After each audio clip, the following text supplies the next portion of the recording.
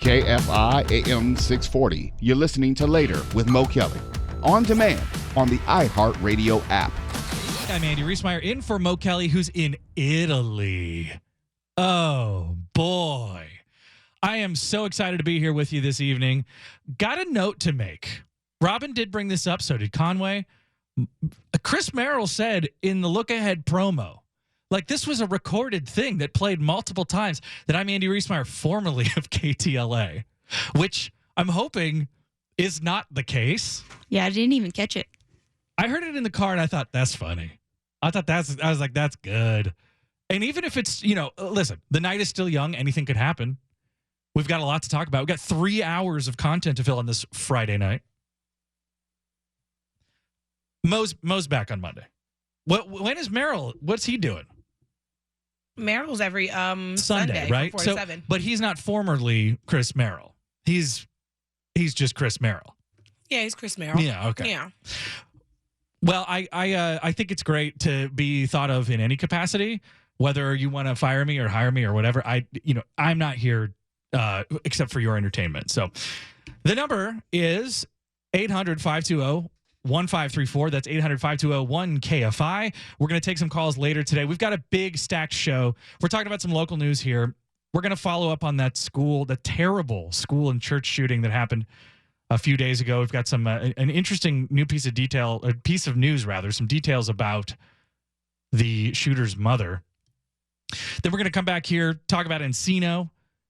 We're going to talk about a house for sale from one longtime celebrity, a major movie star who's selling his house. And it matters only because I really like this guy, and it's a crazy situation. Isn't that a terrible tease? A famous guy selling his house. Also, later we'll talk to TV Bob Bowden, to talk about why there's so many game shows on. What's the deal? What's the deal with all the game shows? And a man who was charged for opening the door for an Uber Eats driver, and he was wearing no clothes at all. And he didn't do it just once. See how many times he did it. Coming up. You don't want to miss it. But let's talk about what happened here in Studio City today. An ICE raid on Ventura Boulevard at a world-famous car wash, the Studio City Hand Wash. U.S. Border Patrol agents haul off a man suspected of being in the country illegally in one of the latest immigration operations in Southern California, this one at a Home Depot in Pomona. It's unclear how many people were detained, but immigrant rights advocates and political leaders wasted no time in talking to the media. I don't know where they went. I know the names. I know friends of mine, they came over here to looking for a job, to looking for support the families. There's a current TRO, temporary restraining order, that they cannot be coming in and doing and just making these ICE sweeps. But the sweeps continue. Also taking place at a popular car wash along Ventura Boulevard. You know it. If you drive down Ventura Boulevard in Studio City, it's the hand car wash where there's literally a hand holding an old, I think like a 57 Corvette maybe. And it's pink because it used to be red, but it's been there for probably 70 years. And so now it's in Studio faded. City Friday morning. Get the out of our community. What the is wrong with you? Federal agents showed up twice at the hand car wash. Security cameras, cell phones, and KTLA's cameras in the air and on the ground captured all of the activity. What is actually wrong with you? You're no longer a person. You're a devil. So that is a witness from Community Self-Defense Coalition is what we're crediting them, at least on the KTLA video, speaking to the ICE agents who are there picking up the people who are working at the car wash. Well, all of a sudden there was like a bunch of SUVs and the agents came out and then it was chaos. We didn't know what's going on and everybody was running around and that's what happened. Then I hear some guy screaming. It was one of our employees. He was screaming like someone was stabbing him. And I walk over here and I see the ICE agent threw him on the floor, twisted his arm, and the guy's like, I have my ID in the locker. I have my ID in my locker. And it was just disgraceful. You're a big bully. All of this is happening against the backdrop of a major recruitment campaign with the Department of Homeland Security, following the passage of President Trump's big, beautiful bill earmarking about $170 billion for border and immigration enforcement, including tens of billions for hiring deportation agents and other personnel. The administration has vowed to deport the worst of the worst, but in recent months, videos of immigration sweeps, especially in Los Angeles, show agents arresting street vendors, day laborers, and car wash workers. That was Chris Wolf reporting there in Studio City at the Hand Car Wash on Ventura Boulevard. I also want to do a little bit more about this school shooting up in Minnesota. As you know, earlier in the week, an 8-year-old boy, a 10-year-old girl were killed in a mass shooting in a Minneapolis Catholic school. They were identified by their parents earlier, Fletcher, Merkel, and Harper Moisky. Fletcher was 10. Fletcher was 8, rather. Harper was 10. They died during the attack on the Annunciation Catholic School Church on Wednesday morning. 17 people were injured. 14 of them were children. Now, a lot has been made about the shooter. You go online and you see a lot of information about it. And it's interesting because police are asking the media to not report a name, as to not spend a ton of time or give attention to the shooter. But the shooter attended the Annunciation Catholic School years ago. And their mother also worked there. But an interesting detail were reports that we were getting, at least starting yesterday, were that the shooter's mother was not cooperating with the police. But this afternoon, we learned there have reportedly been some conversations. You might have also heard that the shooter's mom hired a defense attorney, but it is important to say that doesn't mean that she's guilty of a crime or is even expected to be charged in a crime. KTLA's legal analyst, Allison Treasel, had some insight from the woman's attorney who says the mom is distraught. She's being contacted day and night by law enforcement and media outlets. And so basically she hired someone, I guess, to help deal with whatever might happen. Some people have talked about Ethan Crumbly. He was a 15-year-old. He shot up a school in Michigan back in 2021. Both of his parents were convicted of involuntary manslaughter. But Allison Treasel said the situation is different here because the shooter was an adult. He bought the firearms. It's hard for the shooter's parents to be held legally responsible. But it's really sad all around. And I think it's just so terrible in the days after something like this happens, where how quickly it becomes a political issue. And remembering the kids, remembering the victims, really understanding and sitting in the horror of that is just drowned out by all of the political conversation about it. It's a bummer. We don't like it. Let's go up to Encino. You guys ever get up to Encino? Yeah. Yeah? Kayla, what are you doing in Encino? Probably remotes for the Fork Report. I don't know if I go there on my free time. Whoa, a little too good for the Encino. I never said that. It's just a drive. I live fairly close there. It's hard to get to Encino if you're not going to Encino, because you got to deal with two major freeways there. You got the 405 and the 101. And right now, I can only imagine. I have no idea how bad it is out there, but it's not great. It's not great over here. We're going to take a break here and find out what's happening. You're listening to Later with Mo Kelly on demand from KFI AM 640.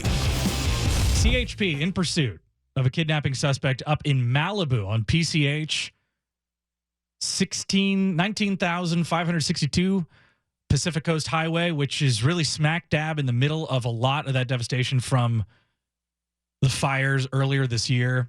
I've driven it many, many times. The driver is wanted for kidnapping 2 children. The call came in at around 6:52.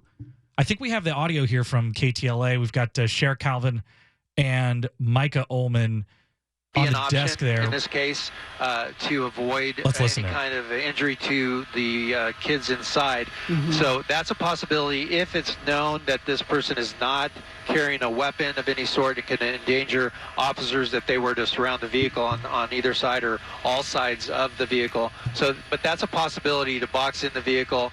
I don't think they're going to use the pit maneuver although the speeds are right currently to do that, although conditions on the road may not be, but again, they don't want to injure the kids inside the vehicle with the pit maneuver. So that is, I think, important to talk about is that there are, so they think, possibly 2 children, maybe 3 children on board. It looks like sort of a Chrysler 300. It's a silver sedan heading northbound on PCH. Like we said, a lot of back and forth on how many kids are in the vehicle, either 2 or 3. The ages of the vehicle, or ages of the kids rather, 8 years old, 6 years old, 1 year old. I think the best option if everyone could be It's coming. Courtney Friel and Cher Calvin there on the desk. Of PCH. We were seeing a pretty slow-moving chase here for a while. It was like 35 miles an hour. Now it looks like it's up closer to 65. That could take a while to get. And I think one of the major things in this situation that you're obviously looking for is just that if there are kids on board, what happens as far as the law enforcement involvement goes? Will they be more sensitive, you hope, with trying to intervene here? Obviously, we're seeing sort of normal speeds here. We're not talking incredible rate of speed here, 60 miles an hour, as we're crossing now Las Flores Canyon Road. If you're familiar with that area, a lot of that area burned earlier in the year. And there's a lot of room to go here as well as you head north and to the west on PCH. Let's listen into the helicopter. Far enough up ahead can get into position to set up that spike strip. So we'll see if they try to do that or if they just try to wait this out and maybe the car will run out of gas or the person. Ronner, do you think they'll actually do a spike strip here, or they'll do a pit maneuver for something like this with kids on board? That's anybody's guess, but I would imagine they'd err on the side of caution if there's even any suspicion that there are kids involved, wouldn't you? Yeah, I'm getting a lot of this information from the desk here at KTLA. I don't know if you see anything else specifically about, well, you know, a lot of this right now, speculative, or at least a scanner, unconfirmed from the scanner, that who is actually on board. But it appears as if the other locals are going with it. There's potentially 2 kids. Yeah, I'm seeing 2 and 3. We're going to have to iron that out.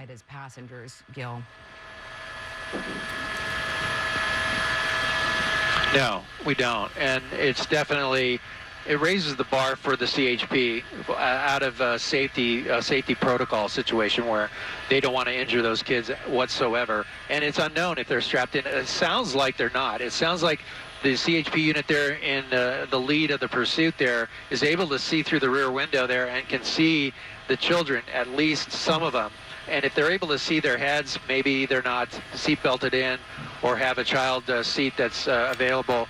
But at this point, they're not willing to risk that. They would have already done it. This car's just in the left lane, moving smoothly along PCH, 39 miles an hour. The windows are tinted fairly dark, at least from where we can see. Obviously, the sun is setting, but you can't see anybody inside. Right, because we don't know how familiar this man is with that area. The canyon roads, you know, they can be, you know, pretty steep and hard to navigate. And who knows what is going through this driver's mind just a little bit at the moment. Now we're at Pacific Coast Highway and Carbon Beach Terrace. Yeah, Court and Cher, we're going to try to speed up a little bit and look through the front windshield, at least to see if there's a child. I thought I saw a child in that front passenger seat, but we'll see here in a second. That's the voice of Gil Rivas, who's the KTLA helicopter pilot. And come in a little tighter. There you go. Yeah, there is definitely somebody in the passenger seat. It looks like could be a boy. So you hear Cher there saying that you can see some kind of outline of a young person. Terrified. Definitely looks like a child.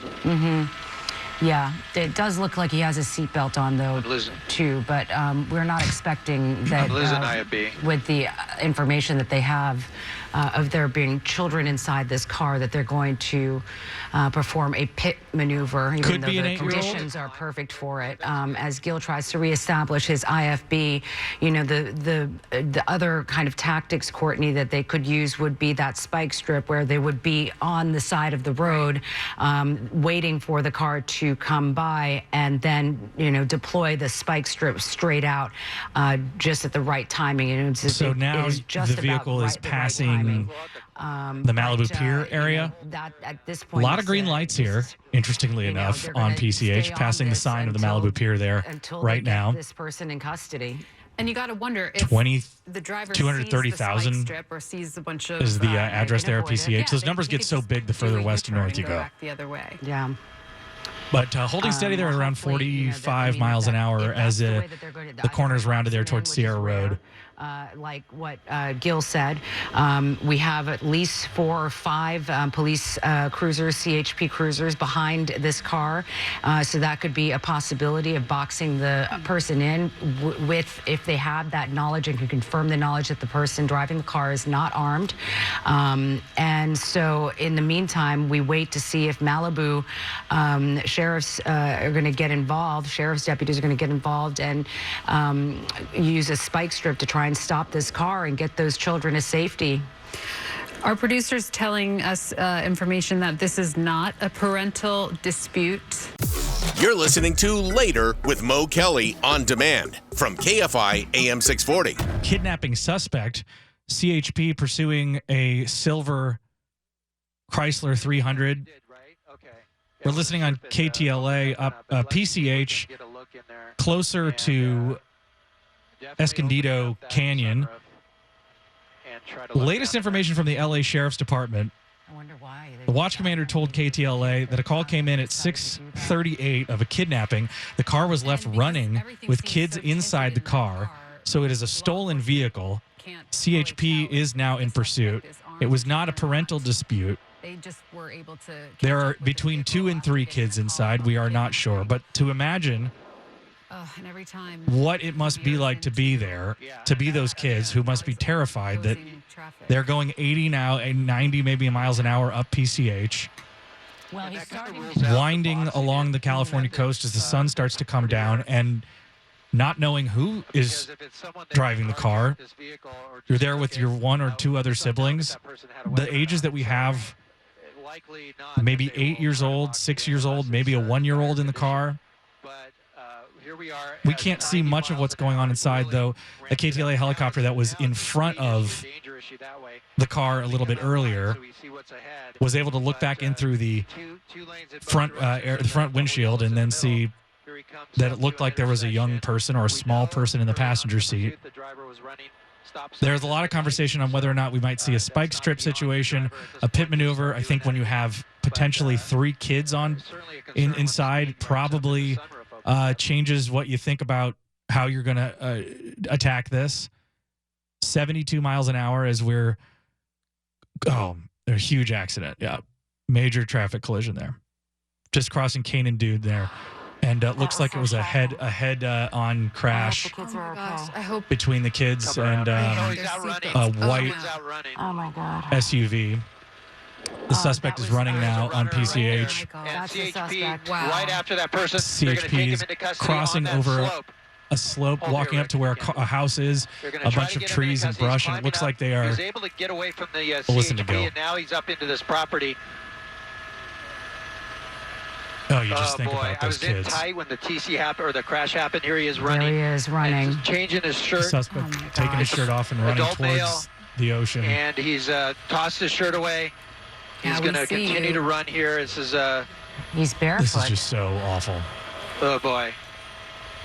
Are there is the police chopper up as well? Or are there other helicopters, or is it just you, Gil? Oh my gosh. That crash was really no, it's something. He was going so fast. I hope those kids are okay. I know. And the other person the person that he hit. Yeah. I mean, definitely you had some. Is he running towards the ocean? Yeah, I mean, at this point. And now he's heading back towards. So obviously we have CHP that there was about 6 of them. Go ahead. Yeah, the suspect now is. No, I was going to say the walking in like kind of a dense brush area to the south of the actual highway in PCH. And the bushes here. Hiding in the bushes. He obviously doesn't know where he's running to. Barefoot. Appears to be a youngish male. And pure adrenaline right now. It's unbelievable that this guy's even able to run 20s after maybe. That dramatic crash. I was in tight trying to look through the sunroof and when the crash happened, but it appeared that the suspect vehicle was spun out and hit that shoulder of the road on the opposite lanes. But here he is running through. I'm going to come out wide now. I guess the one thing that you might hope as they continue we to want look you to for be in two places at one time. I want to see if the kids got out okay. Yeah, if the suspect got out okay and was able to run, you hope that the kids are also okay. Yeah, well, we had about sure. 6 barbed wire, I think. He's caught up in the barbed wire here. Oh, man. Oh, God. This is just really tough. What I'm trying to say is that there were 6 CHP vehicles. So we're listening to KTLA right now who's over the suspect, and then it does look like Channel 4 is over the vehicle, and you could see that there are at least sheriff's deputies responding there to the vehicle that was involved in the accident. Shed a jacket, and now he's shed his shirt as he's going through this Looks like wooded there were at area least 2 cars hit. Looked like a pretty much dead-on head-on collision, rather. Yeah. This area is sort of to the backside of Point Doom. So if you're familiar with Malibu, you run along PCH right by the ocean for a while. And then when you get to Point Doom, the peninsula juts out a little bit. And then there's this really big area of wilderness, big compared to a short distance from the highway. He's going towards some homes. So the scary thing there is he might try to get into one of those homes in an open door situation. I've lost him here behind the trees. So while anybody who lives in that area certainly can hear some of the commotion going on here. See the scene here. And Rick, we're going to look at the crash scene. Yeah. So if you are living in that area, probably already know to lock your doors. We're going to see the crash right now. Yeah, they're replaying the crash here on KTLA, and it is a really, really awful incident here. Black shirt there. I don't know if that's a civilian there or... Yeah, I think it looks like there's somebody holding one of the kids. That's the kid that was in the front seat. Hard to say. That's probably the 8-year-old. Looks like maybe an 8-year-old, as you hear Courtney say there. They are the pursuit vehicle is into the side of the berm on PCH, and it looks like they're trying to pull some victims out there. The front seat looked like the older child, right? And they're trying to get that one out. I don't know if the third one was brought out already. But they're trying to extricate him from that front seat. Looks like the airbags did go off. We got information from our news desk, from our assignment desk, that 2 juveniles are breathing and okay. We do see one of them. He's obviously traumatized after that crash. That's good news. That car that he was in was going very fast when he hit and T-boned the other car that was coming southbound on PCH before the suspect, the carjacker, who carjacked this car with 3 children inside. Are there 3 children or just 2? Thank you. I hope that... Oh, no, they're going with the sheet. We'll find so out far, in a 2, minute. they're looking in the back seat. Okay, the sheet is not a good sign. Hey, Rick, look at our shot. Unless they're just covering the glass there. That pole's on one. There's... Yeah, it's amazing to me that the KTLA's helicopter is this close up on what's going on here. He's moving around. That's a good sign. The kids are moving okay, but one of the kids is moving at least. But it doesn't look like he's in a super great condition. And again, I'm fairly surprised that we're staying this tight on it. We're going to try to get that pole out of the shot here. You heard Courtney there saying that it wasn't a good sign that They are saying that there are 3 juveniles conscious and breathing. Okay, well, that's good news. Very good news, at least to hear that. That's what they're saying on the scanner, Gil. That's really good news. I'm glad to hear that. It looks like the CHP officers are helping that child in the front seat, and the one there in the back is helping the one in the rear. And the other one is out with, well, the paramedics walked over to check him out. It looks like he may be okay, but they're going to concentrate their efforts here on the 2 that are there is obviously trapped a lot inside the vehicle. Of emphasis going on dealing with the victims that are in the vehicle. I know. High speed, basically a head-on collision. Canaan Dune on PCH was a pursuit that started about an hour ago.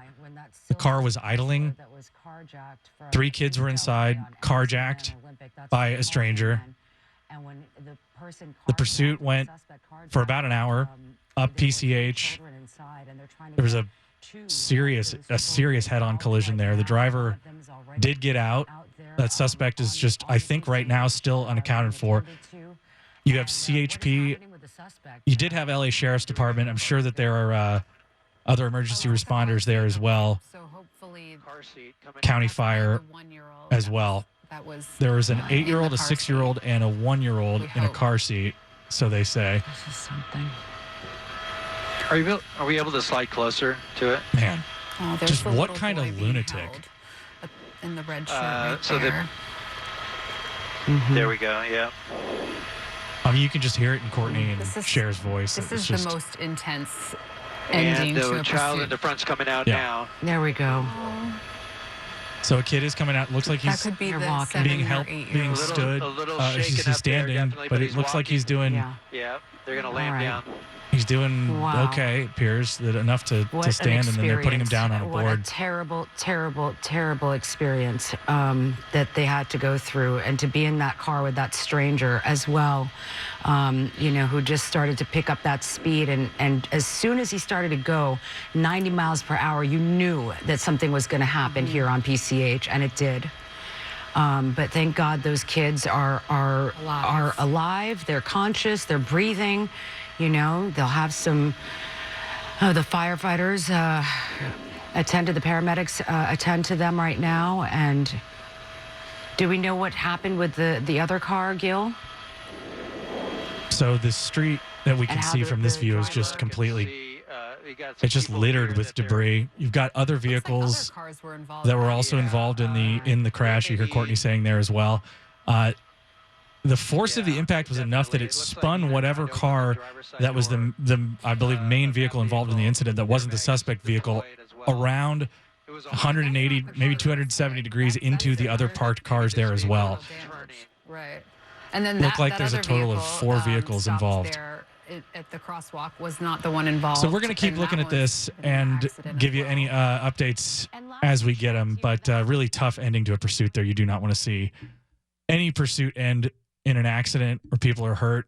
But you really don't want to see it with 3 kids. You're listening to Later with Mo Kelly on demand from KFI AM 640. If you're just joining us, we've been watching this really terrible, horrific pursuit. Ended in a major car accident here. PCH at Canaan Dune. It was a kidnapping. CHP was in pursuit of a kidnapping. A car was left running with kids inside.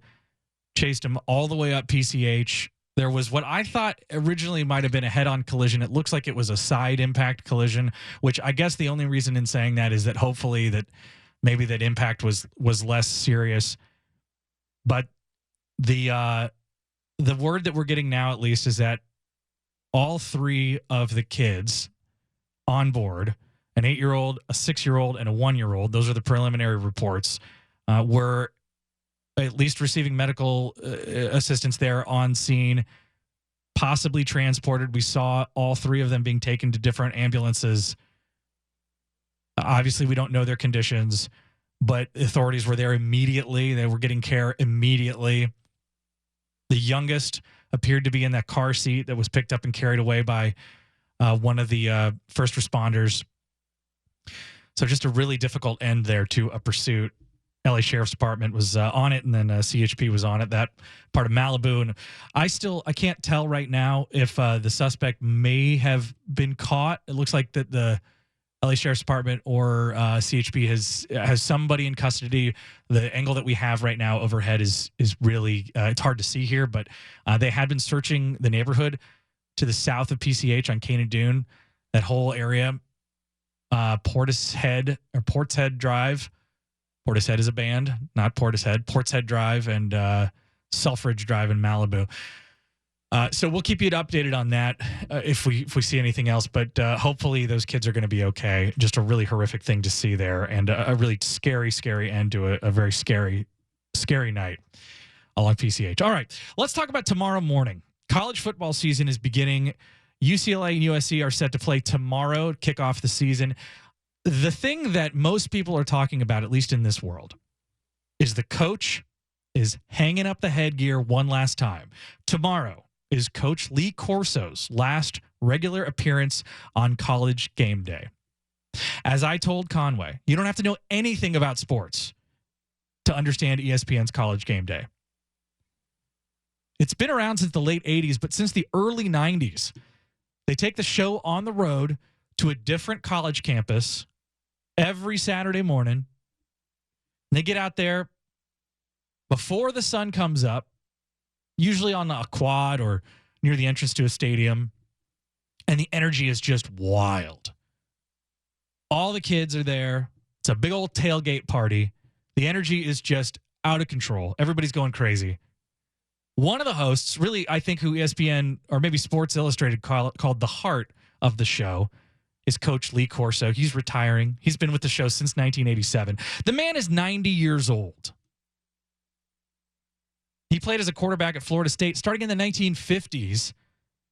They gave him the nickname Sunshine Scooter because he was quick. Oh, he was quick, and he's still quick. Then he coached in Louisville, then IU, then Northern Illinois. Among many other things, though, he is famous for what are called headgear picks. So he predicts who will win the big matchups of the day by putting the mascot's head on his own. If you know this, you think I sound insane. If you don't know what I'm talking about, you probably also think I sound insane, but it's just crazy. If there's people who don't know who this is, maybe there are. But he's hanging it up after 430 predictions. Tomorrow will be his last show. Sports Illustrated says just before noon Saturday, during the first full weekend of college football, ESPN host Reese Davis will turn to the camera and introduce the most anticipated final segment ever on the network's trademark pregame show, College Game Day. It is fitting, they say, Corso is allowed to go out on his own terms at the site of what might be the biggest game of the 2025 season, a number 1 versus number 3 matchup that pits reigning national champion Ohio State against Texas. They defeated them in January, so it's a rematch. It all will take place at the Roadshow's most frequent stop, in the place where Corso donned the first of 430 mascot heads over his almost 32 years of donning mascot heads. They're calling it perfectly poetic. By the way, they will be retiring that headgear pick, so none of the other talent, none of the other hosts will be able to do it. And in the words of one of the hosts for College Game Day, tomorrow, the 431st and final headgear pick before Lee Corso retires will be, quote, different than anything we've ever done. I'm sure there will be lots of tears. Absolutely. And finally, I teased this at the beginning of the show, and I really want to talk about it. Great Scott. Doc Brown is selling his house. Mark Ron, are you a fan of Christopher Lloyd? More Rick and Morty. Oh, you like the referential work more so. Yeah, the satire. Oh, okay. This first source is too sincere for you. A little bit, yeah. Okay. Also, the incest aspect is a little creepy. It's weird. You're right. It's a movie. You go back in time, there's 3 billion other women on Earth besides your own mom, okay? Yeah, you're right, 3 billion, because even 1985, there were maybe less than that, but it's still enough that it couldn't be your mom. So Christopher Lloyd is selling his Santa Barbara house. He's listed it. It's a 2,800 square foot modern house, more modern than I would expect Doc Brown to live in. It's very white, very California coastal, views of the ocean. It looks absolutely beautiful. Gorgeous view of the mountains and the hills rolling down into Santa Barbara and then the Channel Islands in the distance. What do you think he's listing this for? 2,800 square foot house in Santa Barbara. What do you think that's going for? 30 million. 30 million. That's some big money. Yeah. Kayla, what do you think? All right. Sounds good. Sorry. $6.3 million. And the only reason I think it's cool is because in the listing photo, you can see what is, I'm assuming is his office. Because if you zoom in on one of the photos of the shelves behind the desk, you can see his Emmys, I think from probably Taxi Driver. And a Taxi Driver might be a little different. Taxi Driver, not Taxi. And then a couple Back to the Future memorabilia things there. So nothing from Star Trek? Nothing from Star Trek. Come on, he was in Star Trek 3, The Search for Spock. Yeah, I can't remember. I think he won an Oscar for that too, didn't he? No, but but he was kicked into a volcano or something by Kirk at the end. You know, he does a lot of the getting kicked into because remember Who Framed Roger Rabbit? Spoiler alert: he met a similar fate. What? In Who Framed Roger Rabbit? Guess I don't need to see that movie now. No, it came out in 1988, Ronner. Oops. You've been listening to Later with Mo Kelly. You can always hear us live on KFI AM 640, 7 p.m. to 10 p.m. every Monday through Friday, and anytime on demand on the iHeartRadio app.